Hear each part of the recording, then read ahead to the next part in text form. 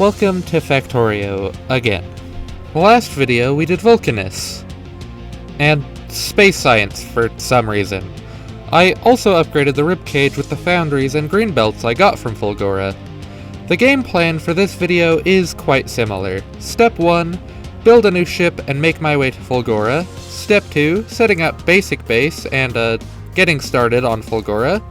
Step 3, making the real science build, aka 2700 per minute, or 45 a second, and step 4, go home and add upgrades to the ribcage. So, the first thing one needs to do to travel to another planet is to realize that it's there. Oh look, a planet! But the very next thing one needs to do is to make a ship to go there. Now, I could just copy-paste Takanashi again, but A, that would be bad for the video, and B, this ship may or may not be an insult on Takanashi and Flair's names, so I should try and make something at least marginally better. And, as usual, I would like to give this a fitting name, so, Fulgora is like, yeah, maybe I should not try and theme the boat name after it being a trash planet, because that would for sure be an insult. So instead, I guess since you get the electromagnetic facility from here and it's like the electric planet, I should name it after the closest thing to a robot. So of course, I name it Cecilia Cruiser. I feel like something's wrong about this. Anyway, on to actually making the ship. I build more or less the same amount of furnaces for the iron to turn into bullets, since it should be more than enough for Fulgora travel. This time, I try and make the ship more normal shaped, and have some issues making it symmetrical for some reason. But do some stuff, and it's good enough. It was almost rectangular, and that would be, why are the thrusters that way? Anyway, questionable construction aside, here's the ship. It, works. Sorry, Cece. I made you a brick. Arriving on Fulgora, I get to work hand recycling so I can get started. It takes a while, but eventually I get enough to make a couple of recyclers to kind of get started. But well, I also need accumulators, as the short pulses of electricity given to me from the lightning collectors does not give me enough time to actually recycle much. Fortunately, with this, I do manage to recycle a few gears and make a few starting accumulators so I can actually start playing the game. Though, I do also make a stone furnace to make some stone bricks, as I regrettably decided to more or less start from scratch. With this little setup, I can slowly start making something resembling a base, but we'll need to make a lot more infrastructure. Also, I set up an electromagnetic facility. Not too hard, just gotta make stuff. Hardest part was to just wait to get holmium out of the scrap heap. Another important thing I do is set up a train line so I don't have to build on the same island I'm mining on. This is because of one of the biggest logistical challenges on Fulgora, is that these islands are all you get. Landfill doesn't work, and you can't build on the oil oceans at all until you've almost finished the game. So, multi-island train networks it is. Now, if you've seen someone play Fulgora before, or have played it yourself, you would probably assume that I go to making logistics robots.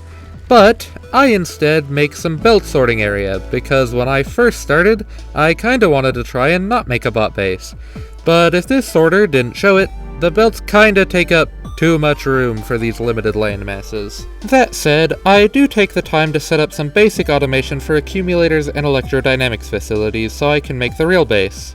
Around this time, I realize the impossibility of using belts, and so I get to work setting up those logistics robots and roboports I was talking about. It takes a while to set this up, but I get a somewhat okay starting swarm to get going. With this, I can start actually working on the second and main advertised logistical challenge of Fulgora, reverse crafting.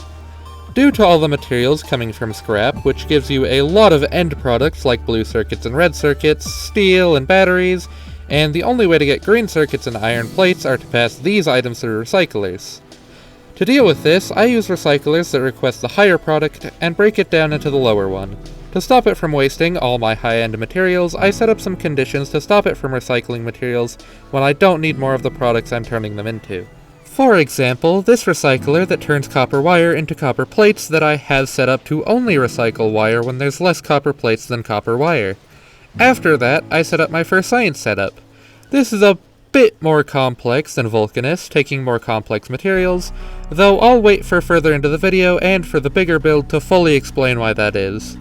But for this little build, I will say one of the biggest issues is just how much holmium you need, and how little you get from scrap, and, how much other garbage that you really don't need that you also get from scrap. Though for now it proves not to be too much of an issue, as I just shove the extra items into boxes. Next, I spread my electric and bot network down to the lower and much larger island beneath me, and down here I set up a rocket silo, and with this silo I send up my first little bit of science. I also set up a new train station to be able to put the new science into Lapse. But after that, I get some recycler assembling set up, as it's time to set up the real science build. I am going to need to upgrade my production quite a lot. Now that we're getting into the actual build, I would like to say, bot bases are quite efficient, and quite fast. However, there is one small, tiny reason you have never and probably will never see me build one ever again. And that's because they're boring as hell. I'd rather watch nothing but the pull camera for 24 hours straight than make another bot base. In fact, that's an insult to the pull camera because that shit was absolute class. Now you may be saying, wow Lucy, that seems a bit aggressive, but let me show you the process of making literally anything and everything for a bot base. I need item. Item is made in building. Place building. Set recipe. Then, place requester chest, and shift right click the building, then shift left click the requester. Use inserter to fill building. Then, another inserter, unless it's a recycler, into passive provider chest. And that's straight it! That's 7 clicks. And then guess what you do when you need more?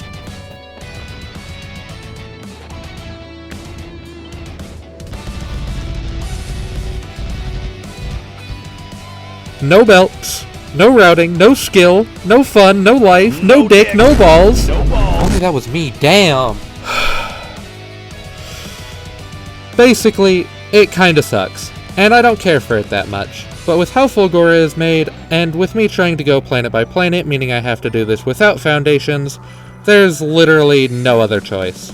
It's bot base, or I cannot reach my self-imposed science per minute goal. Now, I think I'm gonna save most of my thoughts on each planet for a later video, but I will say, constrained and irregular spaces as a logistical challenge made me want to tear my skull out of my head and use it like a basketball. But surely, can't be too bad. Just a bit boring, just paste down a bunch of stuff and then you're done, right? Might be terrible for the video, but that should work, right? Well, yes.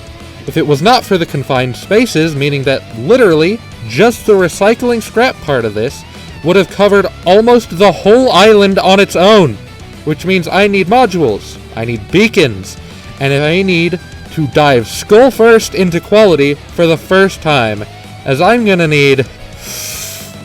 Assuming I build with only rare quality assemblers, all filled with rare tier 2 speed modules, because I was too lazy and or foolish to realize that just running over to Vulcanus to make speed module 3s would have saved me literal hours and would have been better anyways, and also assuming that all recyclers are under the effect of one beacon also filled with these foolish speed modules, I still need 287 recyclers.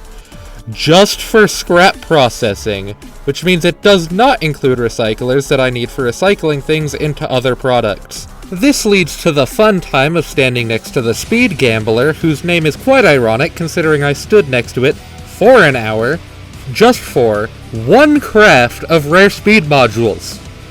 An hour! But after standing there for a few too many hours, I grabbed some recyclers, some beacons, and some modules, and designed this pattern for putting 20 recyclers around one beacon, meaning I only need like 15 beacons. So there's a positive, I suppose. And we will all elect not to look at the scrap demand. It's not real. I do not need 333 belts of scrap. Nope, I sure don't!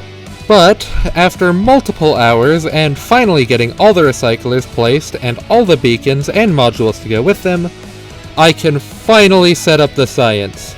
Shout out to this holmium buffer, by the way, that stopped my wonderful auto-scrapper from eating all the valuable pink rocks, by the way. They are very trustworthy. Now, the main problem was 1,000,000% just the amount of scrap processing required. However, this science pack is a bit more complex than Vulcanus is. However, this is a bot base, so the only thing that could even be considered an issue is, fluid routing and power demand.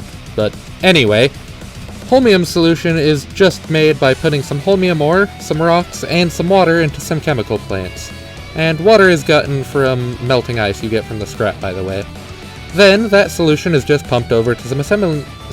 Ooh, I can't fucking speak English! Then, that solution is just pumped over to some assembling machines to be turned into plates. However, the holmium solution is also used along with some heavy oil pumped out of the ocean and some random rocks, for some reason, to make violently pink fluid, also known as electrolytes. Could've just made gator wine, but I guess this works too. After that is superconductor. This takes light oil cracked from the ocean with a bit more water, holmium plates, which we have, as well as copper plates and plastic, which are both gotten from recycling stuff we don't really need, like LDS and red circuits. Then we turn that superconductor, some holmium, some batteries, some electronic circuits we get from red circuits, and some electrolyte into some supercapacitors. Not conductors, that's the last thing we made. Then, with those supercapacitors, some accumulators just made from iron and batteries, more electrolytes, and more holmium solution because we didn't get enough of that in here yet, we finally get the Electromagnetic Science pack. I also set up some electromagnetic plant automation at some point, but also it's mostly just leeching out the science build, and since it's a bot base, it is literally just a building connected to some chests. It's really not that interesting. Then, I set up some more rocket silos, just filled by requester chests, because at this point, what else am I supposed to do? And theoretically with this, I think I'm done with this planet for now. However, that does not mean I'm done with this video, as I still need to use this newfound science to upgrade the good ol' ribcage base. And, just like with Vulcanus, that means I want another space platform.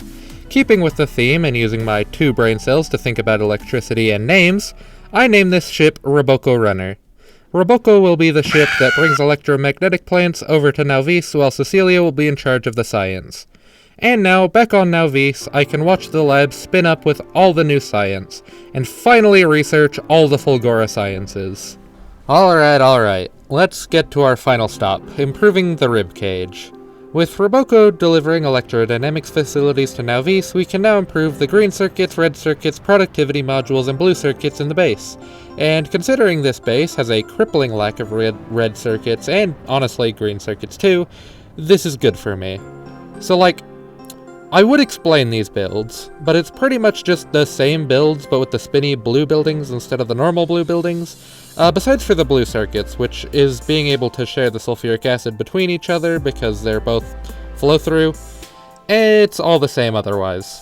So instead of just cool visuals time, insert cool visuals here.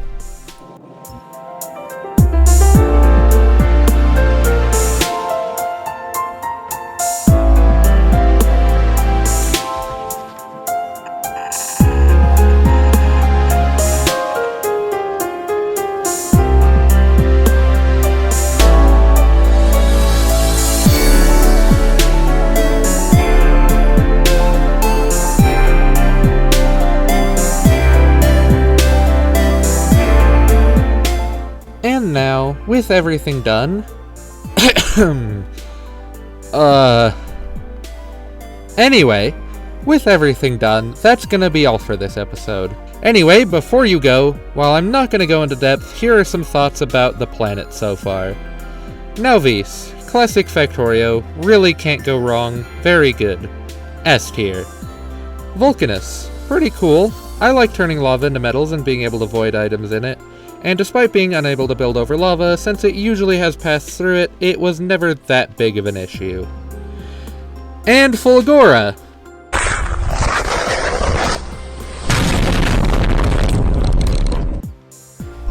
Okay, I'm probably being dramatic about that, but it's not really that bad. It's still like C or D tier though. Fuck bot bases.